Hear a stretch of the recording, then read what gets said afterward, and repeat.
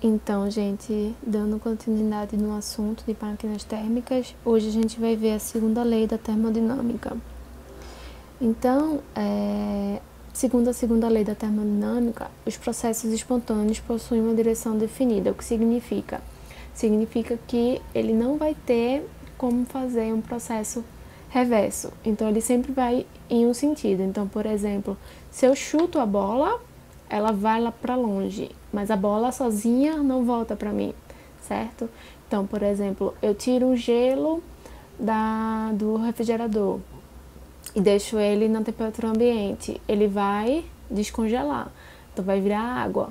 Então, esse gelo, ele não vai virar gelo estando ali naquela temperatura ambiente. Eu tenho que botar ele de volta a água, né, no caso, de volta à geladeira no refrigerador para que faça o processo de condensação dessa água.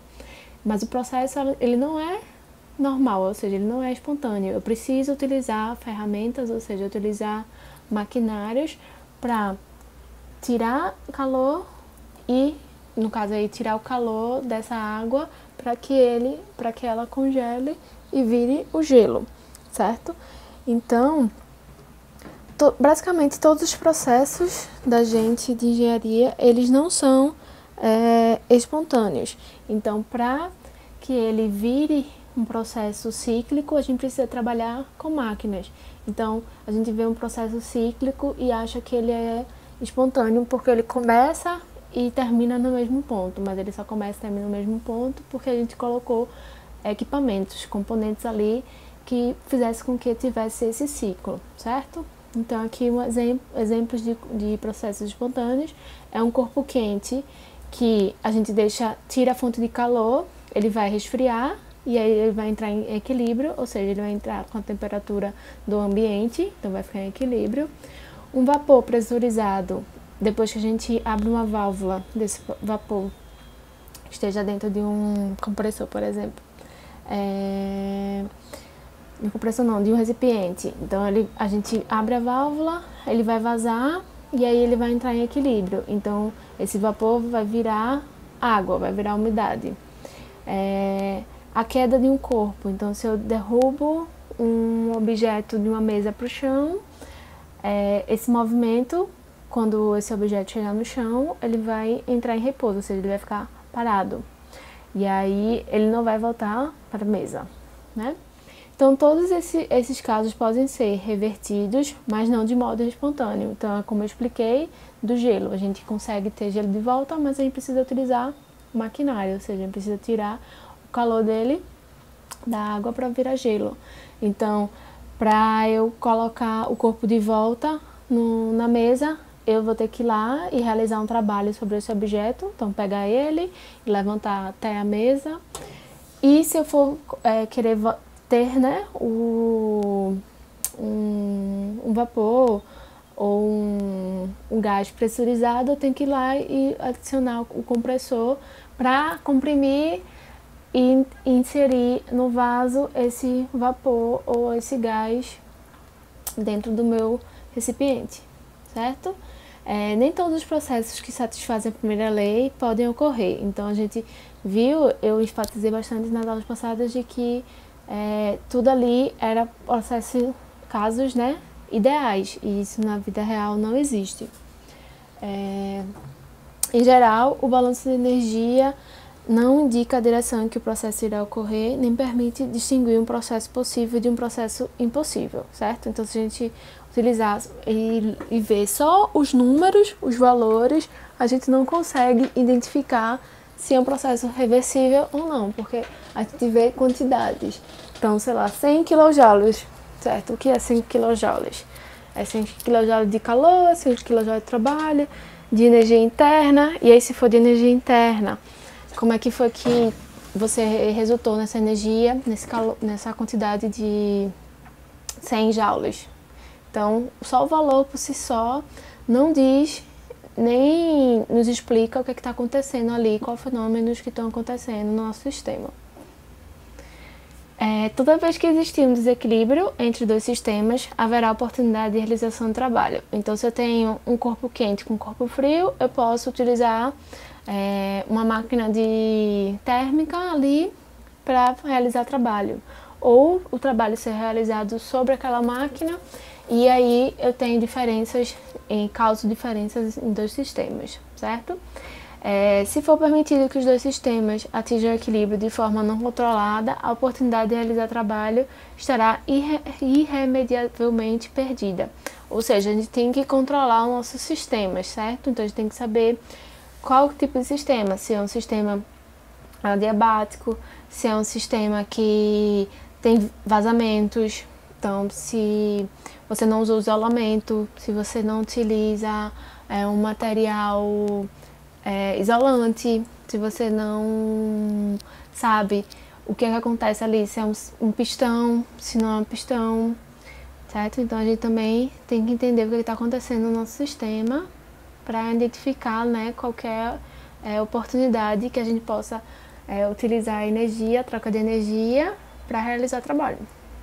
E aí a segunda lei termodinâmica propicia os meios para a determinação desse máximo teórico, ou seja, meu rendimento máximo da minha máquina, o que ela consegue fazer supostamente de máximo, e na vida real vai ser menos, mas ali é o máximo em perfeitas condições para aquele maquinário, certo? Não significa que vai ser 100% o nosso rendimento, mas significa que vai ser um rendimento máximo possível relacionando todos aqueles componentes no meu sistema, certo?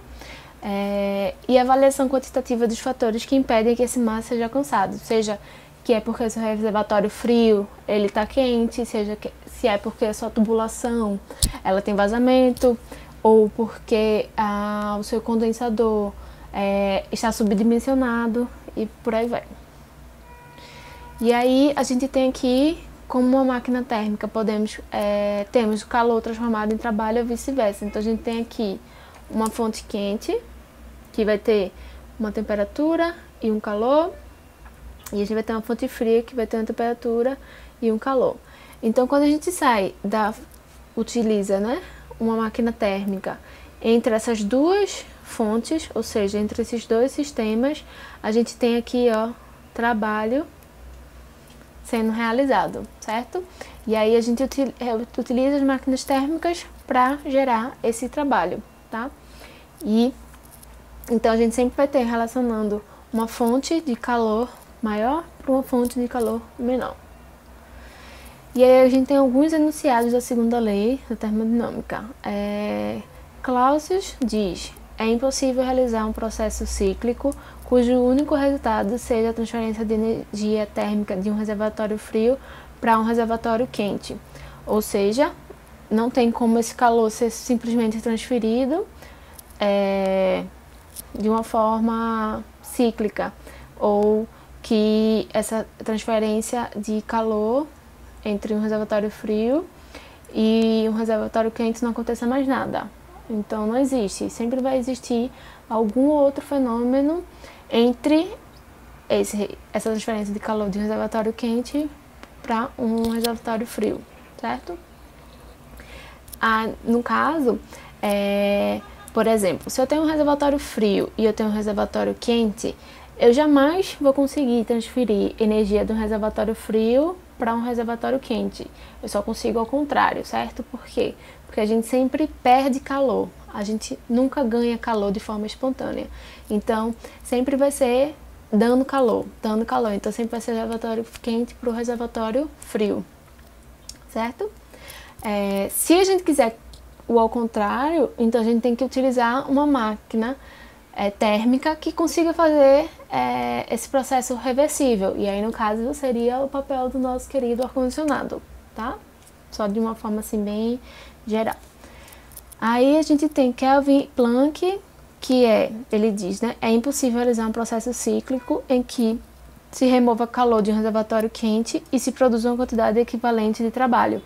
Ou seja, aquilo que eu já falei da aula passada, não existe de eu ter um rendimento onde todo o calor do reservatório quente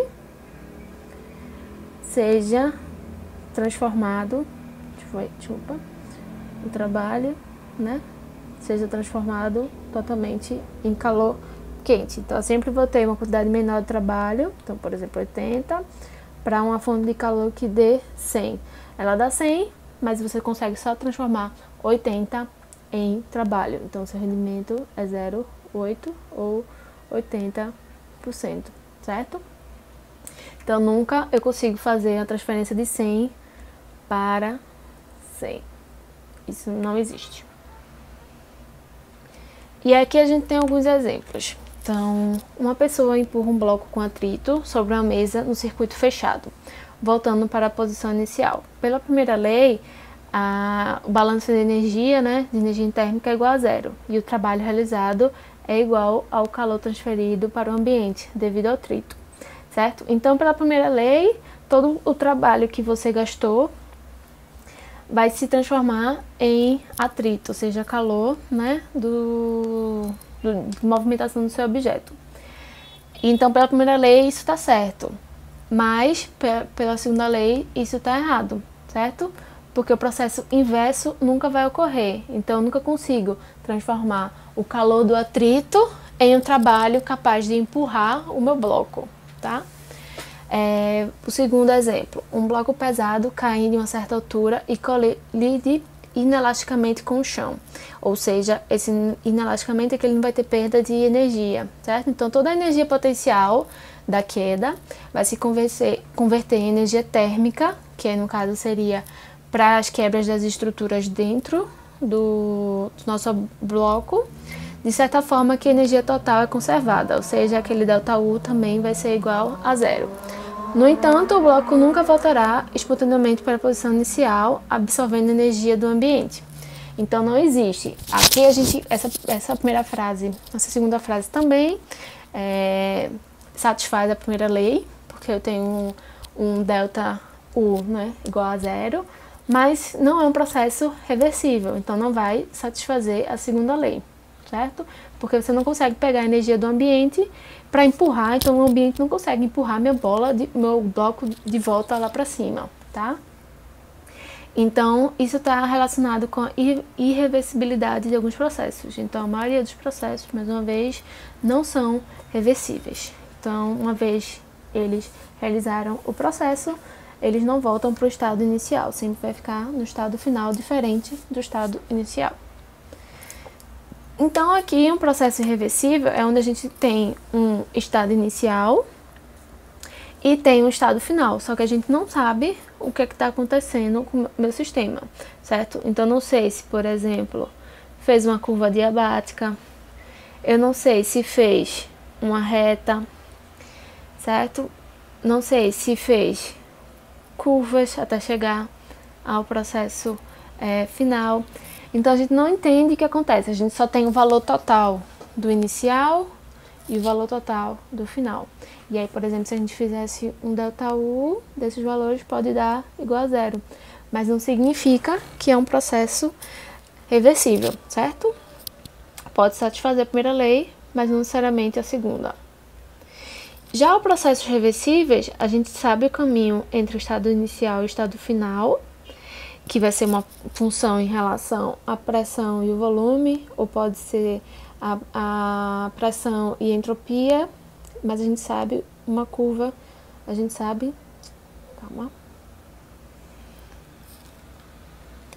essa curva. Então, se a gente sabe essa curva, a gente sabe o que está acontecendo com o nosso sistema, certo? Então, a gente entra nas máquinas térmicas. Então, máquinas térmicas foram os primeiros dispositivos mecânicos a serem utilizados em larga escala no século XVIII. Na forma mais primitiva, era usado o aquecimento para transformar a água em vapor, capaz de movimentar um pistão. Então, a gente já viu desde a aula passada que a gente sempre utiliza lá, por exemplo, uma caldeira, onde a gente utiliza a energia de combustão para aquecer a água, e essa água vira vapor, e esse vapor vai sempre empurrar um pistão, que esse pistão pode estar acoplado a um sistema biela-manivela, que pode estar acoplado a um gerador, e aí, consequentemente, a gente vai transformando as energias, através do movimento do pistão, ou seja, do trabalho realizado pelo pistão, certo? E aí, chamamos máquinas térmicas o dispositivo utilizando duas fontes térmicas, ou seja, uma fonte quente e uma fonte fria, e aí a gente utiliza essa variação de energia entre essas duas fontes para realizar trabalho. Então, nesse caso aqui, para a segunda lei da termodinâmica, o trabalho vai ser a relação entre o calor de uma fonte com o calor da segunda fonte. Então, o calor da primeira fonte seria a fonte quente e o calor da segunda fonte seria a fonte fria, certo? E aí a gente tem o nosso trabalho. Isso aqui seria para as máquinas térmicas. Então, o nosso trabalho aqui ele é positivo. Então, um motor térmico, por exemplo. Então, a máquina que vai produzir trabalho a partir do calor, segundo o enunciado de Kelvin, nem todo o calor pode ser aproveitado para trabalho. Ou seja, a gente sempre vai perder uma parte desse calor, mas a gente vai ter esses dois reservatórios térmicos com temperaturas diferentes. A temperatura T1 vai ser maior que a temperatura T2. Então, o calor fornecido ao sistema pela fonte quente, a temperatura T1, e o Q2 é o calor concedido pelo sistema para a fonte fria a uma temperatura de T2. Então, pela primeira lei da termodinâmica, no ciclo completo, que a gente tem lá, se é um ciclo completo, então a gente sai do ponto A, foi para um ponto B, desceu para um ponto C, saiu para o ponto D e fechou no ponto A, a gente tem o nosso ciclo. Então, se ele é completo, então nossa variação de energia interna é igual a zero. Então, a gente tem a variação de energia que é igual a calor menos trabalho, certo? Então, se aqui é zero, então calor vai ser igual a trabalho. Então, por isso que a gente tem aqui, trabalho é igual a variação de calor. Então, a gente tem aqui, no motor térmico, o trabalho é Q1 menos Q2. Então, a fonte quente vai ter calor 1, Q1. E a gente tem uma máquina térmica que vai produzir trabalho. E esse trabalho vai dar calor para a fonte fria, Q2. E aí, a diferença entre Q1 e Q2 vai ser o nosso trabalho, certo? Então, nosso rendimento vai ser a relação entre aqui é Q1, tá? Então, calor sobre Q1 da fonte quente. Então, a gente sabe que trabalho é a relação entre Q1 menos Q2 sobre Q1. Então, a gente pode separar por frações. Então, a gente pode colocar Q1 sobre Q1 menos Q2 sobre Q1. Então, aqui Q1 sobre Q1 é igual a 1, então por isso que aqui tem 1, e menos Q2 sobre Q1, certo? Então, nosso rendimento vai ser 1 menos Q2 sobre Q1. E aí, a gente tem o refrigerador, que é o inverso do motor térmico, certo? Então, o objetivo é extrair calor de um reservatório frio, interior de uma geladeira, por exemplo, e transferi-lo para um reservatório mais quente. Então, a gente tira o calor da geladeira e leva para um reservatório mais quente. De acordo com o enunciado de Clausius, isso só é possível mediante a realização de trabalho sobre o sistema. Ou seja, se eu vou realizar trabalho sobre o sistema, eu tenho que utilizar compressor. Então, aí, no caso, o compressor é acionado pelo motor da geladeira, e esse motor da geladeira ele é fornecido energia elétrica, né, da sua casa, da sua rede elétrica, e para fazer com que a substância, por exemplo, a amônia, vaporize a baixa pressão e liquefaça a alta pressão. E aí a gente tem a compressão dessa amônia e aí a gente consegue extrair o calor do nosso sistema.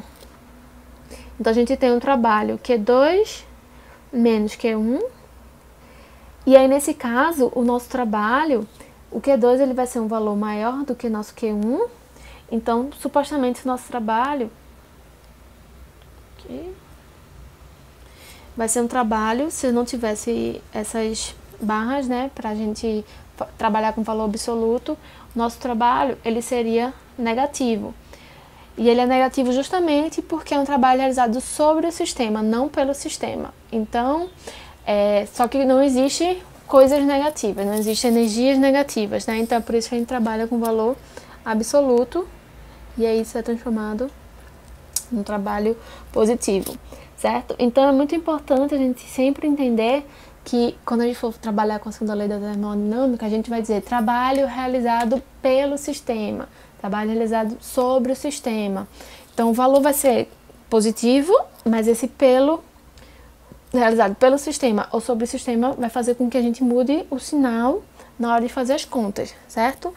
E aí o desempenho, o rendimento, e aí nesse caso o rendimento para um gerador, refrigerador, a gente pode trabalhar com o coeficiente de desempenho COP.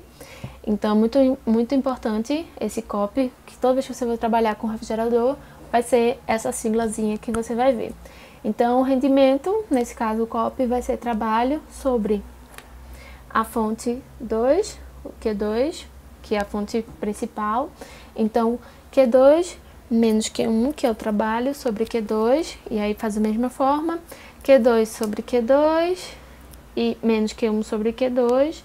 Então, Q2 sobre Q2 vai dar 1 e sobra menos Q1 sobre Q2. Então, a gente tem nosso rendimento para um refrigerador. E aí a gente tem um ciclo de Carnot, que é um ciclo ideal, ideal reversível, ou seja, qualquer sentido de analisar o ciclo, então qualquer processo, na verdade, por exemplo, se eu sair de 1 para 2, eu também posso sair de 2 para 1, certo? Então vai ser sempre processos reversíveis, e onde a gente vai ter sempre 2 processos adiabáticos reversíveis e 2 processos isotérmicos reversíveis. Então, entre 1 e 2, essa linha aqui, a gente tem a isotérmica. Entre 3 e 4, a gente tem a outra isotérmica. Entre 4 e 1, a gente tem o processo adiabático. Entre 3 e 2, a gente tem outro processo adiabático. Só que entre 4 e 1, o trabalho aqui vai acontecer, certo? E aí, no caso, quando a gente tem um motor de Carnot, a gente tem um trabalho realizado para fora, ou seja, a gente sai de uma fonte quente para uma fonte fria. Então a gente tem o nosso trabalho realizado pelo nosso sistema. E se for um ciclo de refrigeração, a gente vai ter ao contrário. Então nosso trabalho ele vai ser apontado para dentro, então não vai ser mais um motor de Carnot, aí seria, por exemplo, um refrigerador, certo? E aí a gente tem um ciclo de Carnot, que só depende da temperatura dos reservatórios térmicos, sendo independente da substância de trabalho. Então a gente sempre só vai encontrar os rendimentos dos ciclos de Carnot através dos calores ou das temperaturas, certo? E assim o ciclo de Carnot fornece a base para a escala de temperatura que chamamos de escala termodinâmica de temperatura. Pode-se mostrar que o rendimento térmico do ciclo de Carnot é função somente da temperatura. Então eu posso substituir o nosso rendimento de 1 menos QL da fonte fria sobre QH da fonte quente. E aí a gente pode dizer, se é um ciclo de Carnot, esse rendimento é ideal, e aí eu substituo o QL, que é da fonte fria, pela temperatura da fonte fria, que é TL, e o QH, que é da fonte quente, o calor da fonte quente, pela temperatura TH, que seria a temperatura da fonte quente. Lembrando que aqui a gente vai sempre utilizar Kelvin, certo? Então, 1 grau Celsius vai ser igual a 273 Kelvin. Então, nos exercícios, se tiver temperatura em Celsius, a gente transforma para Kelvin para fazer a conta, senão a gente vai ter valores errados. Então, o primeiro exercício aqui, em uma máquina térmica, ou seja, são fornecidos 3 kJ de calor pela fonte quente para o início do ciclo e 780 joules para a fonte fria. Ou seja, já posso dizer aqui, ó, que o calor da minha fonte quente é igual a 3 kJ e o calor da minha fonte fria é igual a 780 joules. Consideramos que toda energia transformada em calor passa a realizar trabalho. Então, qual é o trabalho realizado pela máquina? Então, a gente já viu que o trabalho vai ser a diferença dos calores. Então, 3.000 menos 780. Aí, tô sem a calculadora, eu vou olhar aqui na fora. Vai dar 22 joules. Então, a gente tem nosso trabalho.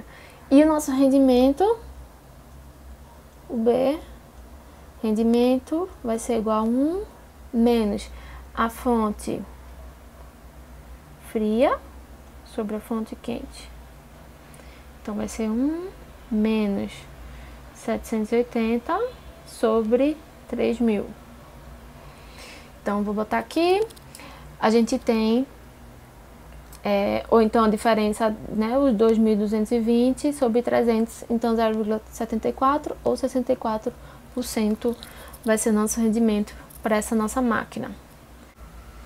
Então, aqui a segunda questão, a gente tem uma máquina térmica que vai trabalhar entre temperatura 27 graus e 377 graus Celsius, então a gente tem que passar para Kelvin, e possui um rendimento ideal de 80% em relação à máquina térmica de Carnot.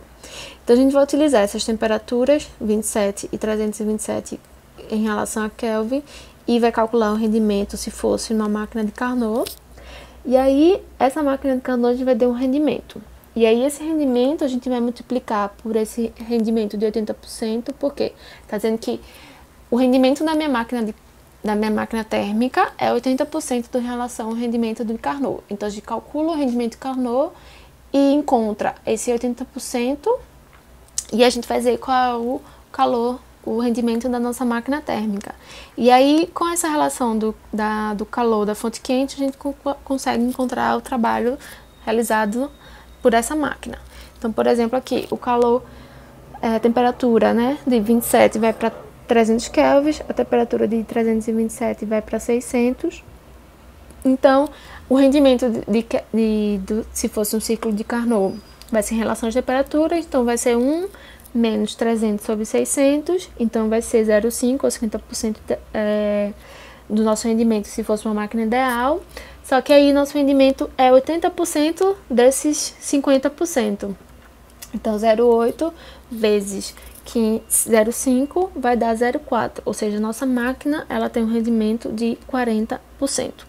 E aí a gente tem que rendimento é igual a trabalho sobre a fonte de calor quente, então nosso trabalho vai ser igual a rendimento vezes o calor da fonte quente, então nosso rendimento é 0,4 vezes 1.000 o calor da fonte quente, que nosso trabalho é 400 joules.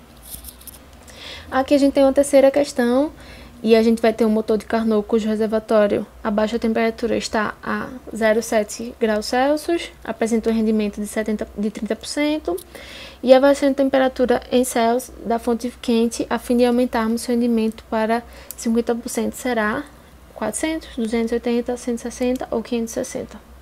Então, aqui, se a gente tem a temperatura de 7 graus Celsius, então a gente passar para Kelvin, então vai dar 280 Kelvin, e a gente tem um rendimento de 30%, que é 0,3. Então, utilizando lá a fórmula do rendimento ideal de Carnot, a gente consegue calcular a temperatura, né, para esses dois rendimentos. Então, a gente consegue calcular a temperatura para um rendimento de 30% e consegue calcular a temperatura para um rendimento de 50%. Então, a gente vai ter, primeiro para aqui, um rendimento de 3%. Então, a gente vai ter 280 aqui, dividir pela temperatura quente 1, vai ser igual a 1 menos 0,3, então vai ser 0,7.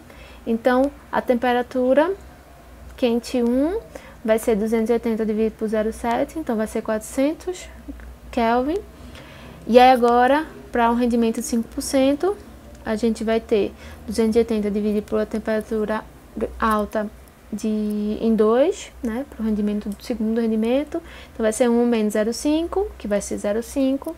Então, 280 dividido por 0,5 vai ser 560 Kelvin. Então, a diferença de temperaturas entre as fontes, entre essas duas supostas máquinas, é de 560 menos 400, ou seja, 160 Kelvin.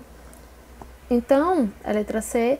Então, para aumentar um rendimento de 30% para 50%, né? Ele rendimento de 30% para 50%, eu tenho que aumentar a minha temperatura do reservatório quente em 160 Kelvin.